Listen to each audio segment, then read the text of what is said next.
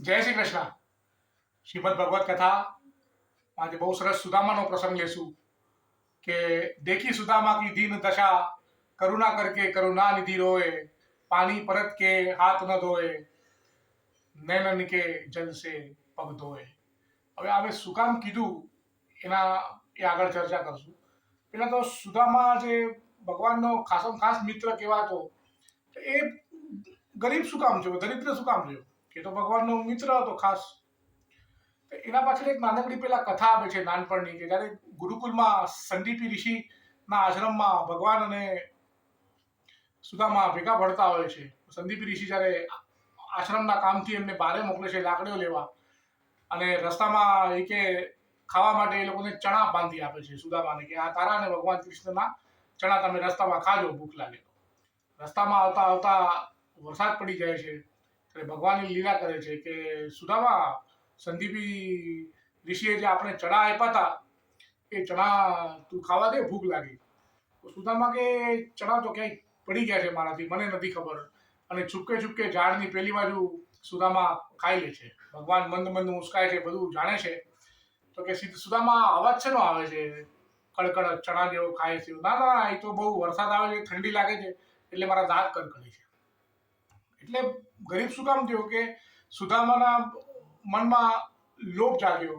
લોભ જાગ્યો, જે પરમાત્માના બી ચણા હતા, જે એમને અર્પણ કરવાના હતા, એ બી એ ખાઈ ગયો.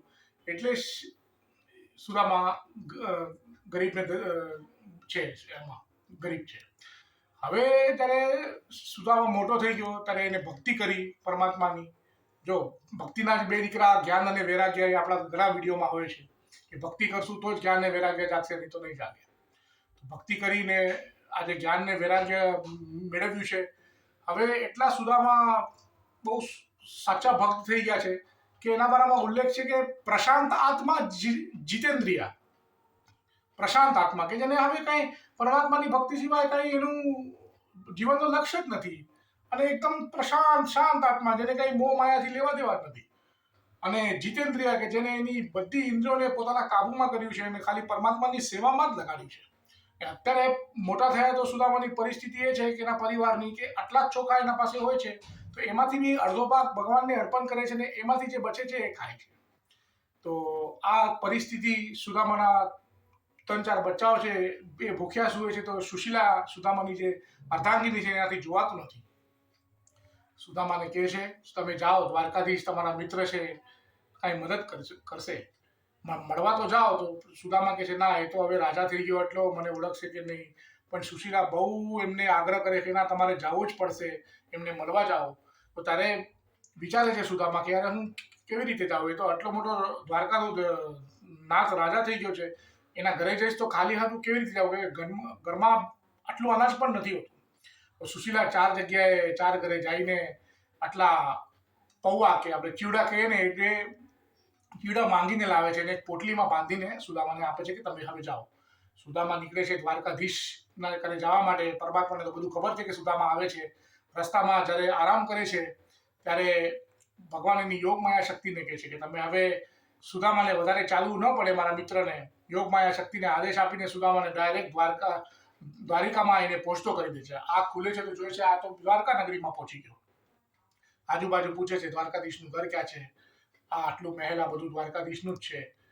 એમ કરીને દ્વારપાલો પાસે આવે છે કે હું સુદામા ભગવાનનો મિત્ર છું. તો દ્વારપાલો બી વિચારે છે કે આવા તૂટેલા ફૂટેલા કપડાં પહેર્યા છે, ફાટેલા કપડાં પહેર્યા છે, આવા તૂટેલી ફૂટેલી હાથમાં લાઠી છે, તો આ કેવો મિત્ર છે? તો એ ભગવાનને જ્યારે જઈને કહે છે કે કોઈ સુદામા તમારો નાનપણનો મિત્ર આવ્યો છે. તો શ્રીમદ ભાગવત કથામાં ચોખ્ખું ઉલ્લેખ છે કે જ્યારે ભગવાનના કાનમાં આમ નામ સુદામા જાય છે તો ભગવાન એના આસન પર બેઠેલા હોય છે તો સીધો ઉડકી મારે છે ભગવાન, અને એટલા દોડીને સુદામાને મળવા જાય છે, દોડ કરીને કે આવો મારા મિત્ર તું આવ કરીને. બધા જોતા રહી જાય છે દ્વારપાલો.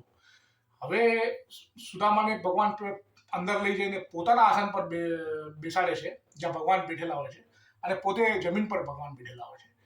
ત્યારે સુદામાની હાલત જોઈ છે કે પગમાં કાંટા છે ને આટલું એના પગ પેલા ખરાબ થઈ ગયા છે, દુખે છે પગ બહુ, એમાંથી લોહી નીકળે છે. તો ત્યારે ભગવાન કરુણાનિધિને રોવ આવે છે કે એ જલથી નથી ધોતા એનું પગ, એના અશ્રુથી ધોવે છે કે દેખી સુદામા કી દીન દયા કરુણા કરકે કરુણા નિધિ રોએ પાણી પરત કે પગ ન ધોયો નૈનન કે અશ્રુ સે પગ ધોએ. ભગવાન એના આંખોના આંસુથી સુદામાના પગ ધોય છે. અને આગળ તો એમાં એ બી ઉલ્લેખ છે કે ભગવાન એના દાંતથી એને જે પગમાં કાંટા લાગેલા હોય છે ને એ કાંટા ભગવાન એના દાંતથી કાઢે છે. એટલો ભગવાનનો વાત્સલ્ય ભાવ છે એના ભગત પ્રતિ ને એના મિત્ર પ્રતિ. પછી સુદામાને નવડાવે છે, શહેદથી ને દૂધથી સરસ જમવાનું આપે છે, સરસ વસ્ત્રો આપે છે. પછી ભગવાન દ્વારકાધીશના શયન કક્ષમાં લઈ જાય કે બોલ સુદામા કેવું ચાલે છે, શું છે, ભાભી કેમ છે, એમ તેમ બધી મિત્રોની જે વાત ચાલે. હવે ભગવાનની નજર પેલી પોટલી ઉપર જ છે જે સુદામા આપતો નથી. કે સુદામા કે અહીંયા તો હાલચાલ જોઈને હું તો યાર દંગ રહી ગયો, મારી એટલી પોટલીની વેલ્યુ શું. ત્યારે ભગવાન ની તો ધ્યાન એમાં જ છે ને, એ બી જોયે છે કે કૃષ્ણ અહીંયા જ જોયે છે. તો ભગવાન એમને વાતમાં અડાડી ને જેમ સુદામાનું ધ્યાન પેલું ખસકે છે તો તરત પોટલી જટી લે છે ભગવાન અને એ ચીવડા ખાવા માંડી જાય છે. તો ત્યારે ભગવાન કહે છે કે આ ચીવડામાં જેટલો ટેસ્ટ છે ને એટલા 56 ભોગમાં બી નથી. સુદામા તું જે ભાભીએ મારા માટે મોકલ્યું છે. એક અટકો ખાય છે, એક રાજ્ય આપે છે, બીજો ખાય છે તો બીજો રાજ્ય આપે છે. પછી રૂક્ષ્મણી રોકે છે કે હવે તમે શાંતિ રાખો, નહીં તો આપણું રાજ્ય તમે આપી દેશો એમ કરીને.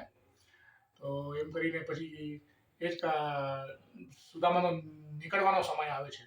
ત્યારે ભગવાન કહે છે સુદામા તું નીકળે છે તો તારી જે ધોતી ફાટેલી હતી એ જ પહેરીને લઈ જા, મને મારી ધોતી પાછી આપ. સુદામા વિચારમાં પડે છે કે આ દ્વારકાધીશ એટલો મોટો રાજા ને એક ધોતી મને પહેરવા આપી એ બી પાછી માંગે છે. આ કેવી લીલા, પ્રભુ તો લીલા કરે જ. ઠીક છે, સુદામા આપી દે છે.